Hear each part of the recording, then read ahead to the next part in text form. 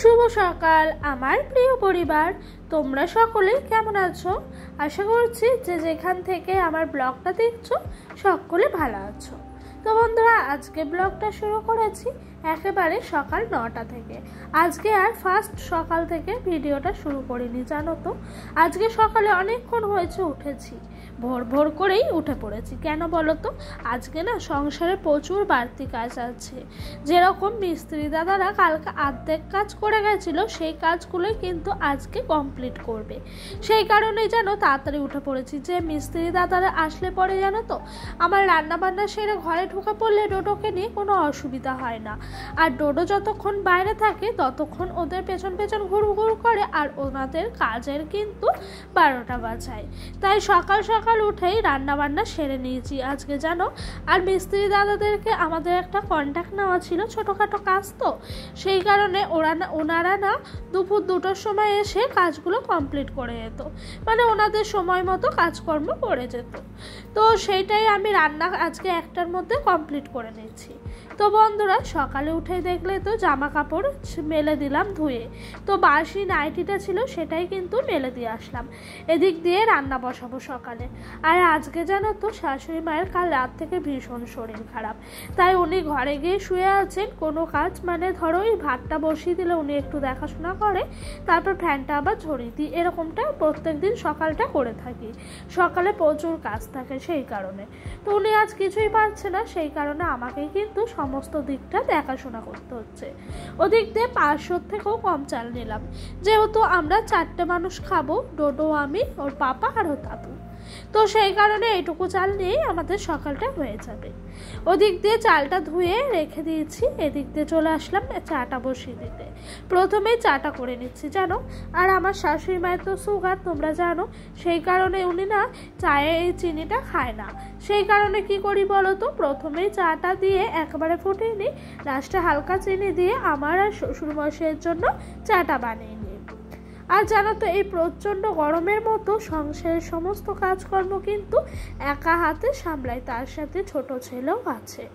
এদিক দিয়ে শাশুড়ি মা যেহেতু চিনি ছাড়া চা খান, সেই কারণে উনি আমাকে বলে একটু নুন দিয়ে দিও, তাহলে চাটা খেতে পারবো, না হলে একটুও খেতেই পারি না। সেই কারণে আমি জানো তো কাপের মধ্যে একটু নুন দিয়ে দিই, তারপরে ওনার চাটা ঢেলে একেবারে আমাদের চাটা করে নিই। আর আমি চা ছাঁকনিটা না আজকে খুঁজেই পাচ্ছিলাম না কোথায় রাখা আছে, তো এরকমভাবে কিন্তু চাটা তোমার ছেঁকে নিচ্ছিলাম। আর ডোডো দেখেছো ঘরের মধ্যেই গাড়ি চালাচ্ছে, যেহেতু আজকে বাইরে সেরকমভাবে বের করছি না, খুবই গরম লাগছে, সেহেতু ওকে ঘরেই রেখে দেওয়ার চেষ্টা করছি। ওদিক দিয়ে সকালে শাশুড়ি মাকে রুটি আর চা দিয়ে দিলাম, আর এদিক দিয়ে আমি কিন্তু সকালকার ভাতটা বসিয়ে দিয়েছি। আর ওনাকে রুটি আর চাটা সকালে দিয়ে দিলে সকালের খাওয়ার ঝামেলাটা মিটে যায়। আর আজকে ওই যে বললাম না সকাল সকাল উঠেছি, তো সকাল সকালই সমস্ত কিছু হয়ে গেছে। এখন বাজে ঘড়ির কাঁটায় ওই তোমার 8:30 মতো। চাটা খাওয়া হলো, তারপরে ভাতটা বসিয়ে দিলাম। আর আমাদের বাড়িতে যেন এই 8:30-8টার সময় এরকম চাটা খাওয়া হয়, যেহেতু আমরা কি বলতো অনেক রাতে ঘুমাই, সেহেতু উঠতেও একটু বেলা হয়ে যায়। আর সংসারে এত কাজ একা হাতে সামলাতে হয়, সেই জন্য একটু লেট হয়ে যায়। 2 দিন ধরে ডোডোর খাবারটা না শেষ হয়ে গেছিলো, কাল রাতে ওর পাপা এনে দিয়েছে। 2 দিন পরে শেষ হয়েছিল বলতে, ও খেত না কর্নফ্লেক্স গুঁড়োটা, সে দুধ দিয়ে, সেটা হয়েছিল শেষ। কিন্তু গোটা কিছু কর্নফ্লেক্স রেখে দিয়েছিলাম আমি ঘর বলে, তো ওটাই ওকে 2 দিন খাইয়েছি বলে বলেছিলাম বেশ কিছুদিন পর খাবারটা নিয়ে এসো, তাহলে ওই খাবারটা শেষ হয়ে যাবে, একেবারে এই খাবারে হাত দেবো। ওকে খাইয়ে দেওয়ার পরই শ্বশুরমশাইকে ফর্দ দিয়ে দিলাম দোকান আনতে। আর এই ফর্দটা যেন আমাদের বাড়িতে ডেলি বের হয় বাজারে যাওয়ার জন্য, মানে মুদিখানা দোকানে। আমাদের সেরকমভাবে মাসকাবারি বা সপ্তাহে কোনো মুদিখানা বাজার করা হয় না, এরকম রোজকার রোজটাই আমরা নিয়ে আসি, আর এরকমভাবেই আমাদের চলতে থাকে। তো এরই মধ্যে সকালের খাওয়া দাওয়া সমস্ত কিছুই হয়ে গেছে। একেবারে বসে পড়েছি দুপুরে রান্নার জন্য সমস্ত কিছু আনাজপাতি জোগাড় করতে। ঘরে দেখি সবজি বাড়ন্ত, বাড়ন্ত বলতে ছিল এই যে বেগুন দুটো। ডোডোর পাপাকে বলাতে ও আমাকে বলল যে বেগুনটা আলু দিয়ে একটু তরকারি করবে মাখা মাখা করে, আর ওই যে সয়াবিন আনতে বলেছি শ্বশুর মশাইকে পদ্মতে, তো সেই সয়াবিনটা দিয়ে পেঁয়াজ দিয়ে চচ্চড়ি করতে। ও এরকমভাবে অনেক দিন নাকি পেঁয়াজ দিয়ে সয়াবিন দিয়ে খায়নি, তো সেই জন্য ওকে আজকে করে দেবো। আর তার সাথে বেগুন ছিল, তো শাশুড়ি মা সয়াবিন দিয়ে খেয়ে নিলেও বেগুন ভাজা হলে একটু ডোডোরও ভালো হয়, ওর ঠাম্মারও হয়। তো আজকে যেন ওকে আবার বেগুন ভাজাটা দিলাম না, শুধুই খাইয়ে দিয়েছি তোমার ওই যে সয়াবিন আলুর তরকারি করেছিলাম ওর জন্য আলাদাভাবে সেটা। তো এই দিক দিয়ে বেগুন ভাজাটা আমার হয়ে গেছে, বেগুনগুলো তুলে নিচ্ছিলাম। তো বন্ধুরা জানো তো, অনেক সকালে যদি ঘুম থেকে ওঠা যায় না, ওঠার পরও টুকটুক করে যদি সংসারের সমস্ত কাজকর্ম করা যায়, তাহলে দেখি বেশ সময়ের মধ্যেই সমস্ত কাজকর্ম গুছিয়ে হয়ে গেছে। আর যদি একটু লেট হয় সেদিন যেন আমার মাথাটা একটু খারাপ হয়ে যায়, মনে হয় যে এত বেলায় উঠলাম কাজকর্ম করতে, কতই না লেট হয়ে যাবে। সেই জন্য যেন তো রোজ তাড়াতাড়ি ওঠার চেষ্টা করি। আর আমার জানো তো এরকম অভ্যাস হয়েছে, কাজ করতে করতে এমন অভ্যাস হয়ে দাঁড়িয়েছে প্রত্যেক দিন মনে হয় সকাল সকাল উঠে কাজগুলো যদি সময়ের মধ্যে না হয় মাথা যেন আগুন চড়ে যায়। তাই আমি জানো তো প্রত্যেক দিন যত কষ্টই হোক, যত রাতেই ঘুমাই, সকাল 6টা থেকে 6:30টার মধ্যে পুরো উঠে পড়ার চেষ্টা করি। আবার এক একদিন ডোডো যদি বায়না করে আমাকে যদি না উঠতে দেয়, সেদিন একটু ব্যতিক্রম হয়ে যায়, কিন্তু আমি প্রত্যেক দিন যেন চেষ্টা করি। আর এরকম অভ্যাসটা রাখার জন্য আমার বেশ দেখি সকালেই ঘুম ভেঙে যায়, ওই তোমার 5:30 পৌনে 6টা এরকম টাইমে। এই এদিক ওদিক করতে নিতে ঘুমটা হয়ে যায়, মিটে যায়, তারপরে উঠে পড়ি। আর আজকে না রান্নাটা একটু অন্যভাবে করলাম। এভাবে রান্না করলে দেখি বেশ জলদি হয়ে যাচ্ছে, আবার রান্নাতেও প্রচুর সুন্দর সুন্দর টেস্ট আসছে। তো কি করলাম বলো তো, আলুটা প্রথমে ডিপ ফ্রাই করিনি, হালকা ভেজে নিলাম। আলুর গায়ের মধ্যে যে লাল লাল চলে এসছে সেই আলুটা ভেজে তুলে নিলাম। আর এই দিক দিয়ে বেগুনটাও ভেজে তুলে নিয়েছি। তারপরে কিন্তু মশলাটা কষিয়ে নিলাম। আর মশলা বলতে আমাদের ঘরে যা থাকে সেই সব মশলাই, ওই ধরো আদা জিরে বাটা আর কাঁচা লঙ্কা, এটুকুই দিয়ে কিন্তু ওই তরকারিটা হয়ে গেল। এদিক দিয়ে সয়াবিনটা ভিজাতে দিয়েছিলাম গরম জল করে, ভালো করে জল চিপে চিপে সয়াবিনটা 3 ফেলা করে নিয়েছি। তারপর ভালো করে তোমার তেলের ওপরেই একটু নুন আর হলুদ দিয়ে সয়াবিনটা কিন্তু সুন্দর করে ভেজে নিলাম। আর জানো তো এই যে সয়াবিন রান্না করতে ভীষণ তেল নষ্ট হয়, মানে আমার তো সত্যি বলতেই নষ্ট হয়। কেন বলো তো, এই যে তেলটা দিয়ে ভাজছি, কতটা তেল দিলাম সমস্ত তেলটাই কিন্তু সয়াবিনটা চুষে নিল।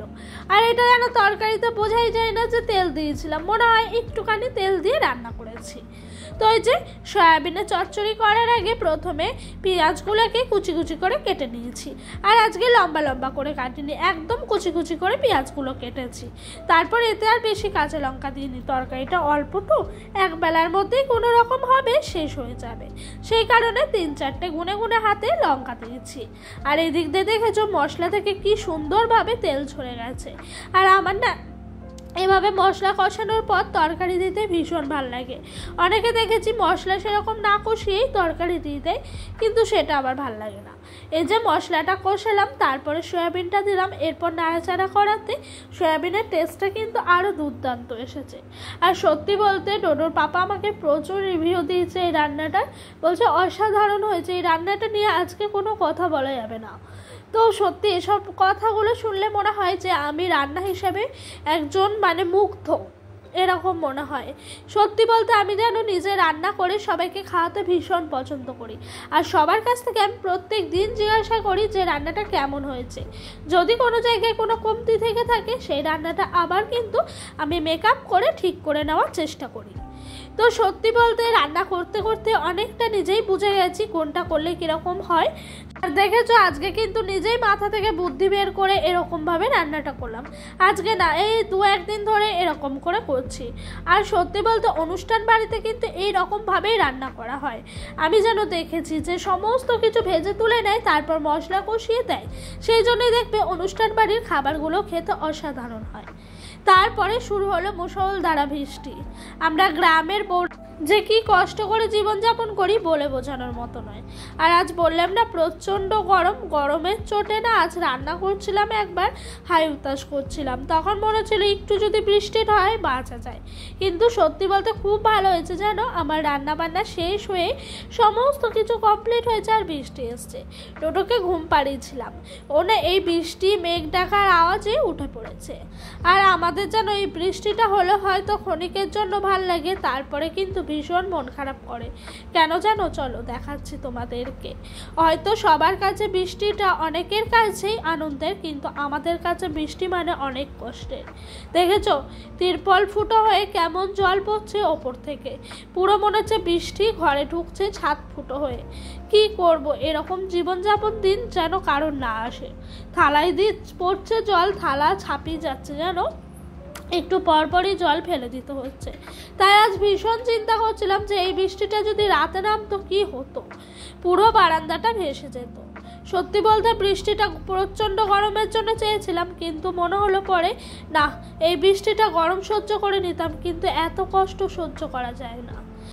যাই হোক, দুপুর গড়িয়ে বিকেল গড়িয়ে নেমেছে সন্ধে, আবারও সন্ধে গড়িয়ে রাত্রি নেমেছে। আর আজকে এতটা লং টাইম কি করে গেল জানো, ওই যে বললাম না আমাদের বাড়িতে মিস্ত্রি দাদারা কাজ করছে, সেই কাজে কিন্তু সময় চলে গেছে। আর ওনারা বাড়ি যখনই চলে গেল তখনই কিন্তু আমার আরও কাজ বেড়ে গেল।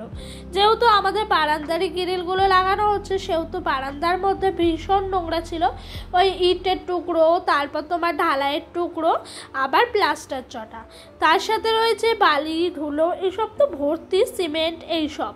তো সেগুলোই কিন্তু একটু ভালো করে ছাদ দিয়ে পরিষ্কার করলাম, তারপরে ভালো করে ঘরটা ধুলাম। কিন্তু তাও হয়নি যেন, কাল সকালে ডোডোর পাপা বলেছে ও আর আমি একসাথে করব। আজ বাড়িতে ছিল, কিন্তু ও বলল আমার সময় নাই, কাজে বসতে হবে, তুমি যতটা পারো করে নাও, না পারো রেখে দাও, কাল সকালে আমরা দুজন মিলে করব। আমি যেন তোর ভরসা না করে নিজেই করার চেষ্টা করলাম। আর আজকে আবার নতুন করে একটা শ্বশুরবাড়িতে দায়িত্ব কাঁধে তুলে নিলাম নিজের। কি দায়িত্ব জানো, এই রুটি করা। আমি না রুটি করতে পারি না, একটুও পারি না। আজ আমার লাইফে প্রথম রুটি করা, এটা কিন্তু রয়ে গেল স্মৃতির পাতায় বন্দি হয়ে।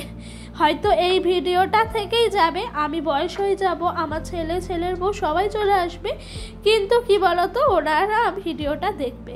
সত্যি বলতে আজকে রুটিটা করলাম, কিন্তু ভালো পারিনি জানো, একটু ভালো হয়নি, কাঁচা রয়ে গেছিলো। কিন্তু সবাই খুব আনন্দ করে খেয়েছে, এটা দেখে আমি ভীষণ খুশি। একটাও রুটি পড়ে নেয় এবং আমাকে সবাই বলেছে আর রুটি আছে দাও, কিন্তু আমার মনে হচ্ছে অনেকটাই খারাপ। সবাই বলছে না না, প্রথম দিনের তুলনায় অনেকটাই ভালো হয়েছে। এভাবেই প্রত্যেক দিন করতে থাকো, দেখবে ভালো হয়ে যাবে। কি হচ্ছে জানো তো, এই রুটি করাটা নিয়ে এই যে কাল পরশু যতদিন গেছে ততদিনই কিন্তু ডোডোর পাপা রুটি কিনে আনতো।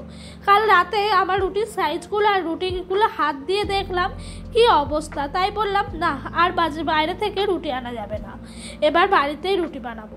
তাই ওকে আমি বললাম কালকে আমাকে একটু আটা এনে দিও না, আমি চেষ্টা করব, পারবো না কি জানি না, কিন্তু চেষ্টা করব। ও বলছে ঠিক আছে, কাঁচা হলে কাঁচাই খাবো, পোড়া হলে পোড়াই খাবো, তবুও তুমি চেষ্টা করো, দেখো ঠিক পারবে। সব পারো, আর এই রুটি করাটা কি ব্যাপার, পারবে না? এদিক দিয়ে রুটি হতে হতেই শ্বশুর মশাই আর ডোডো নিয়ে চলে গেল দুখানা রুটি। তার মধ্যে জানো তো লাস্টে 3টে রুটি মানে গোল্লা ছিল। ডোডোর পাপাকে বললাম করব, ও বলছে হ্যাঁ পরোটা ভেজে নাও আমার জন্য। তো এই যে পরোটাটা করছি, আর পরোটাটা কি ভীষণ সুন্দর হয়েছিল, রুটিটা সেরকম ভালো হয়নি, বলছে পরোটা ভীষণ ভালো হয়েছে। তারপরও সবাই আমার কাছে বলেছে রুটি পরোটা আছে নাকি। আর সত্যি বলতে আমার ভীষণ ভালো লেগেছে জানো, যে এত খারাপ হয়েছে তবুও সবাই কিন্তু চেয়ে খেয়েছে। আর পরোটাটা আমার ভীষণ ভালো লেগেছে জানো, অনেক দিন পর খেলাম হয়তো, সেই জন্য। একদিন মন হলেও রুটি খেতে পারি না, কারণ আমি করতে পারি না। এখন আস্তে আস্তে প্রত্যেক দিন চেষ্টা করব, হয়তো একদিন ঠিকই পেরে যাবো। তো এগুলোই খেয়ে আজকে রাতটা কাটিয়ে দিলাম। চলো ভিডিওটা এখানে শেষ করলাম, ভালো লাগলে লাইক কমেন্ট।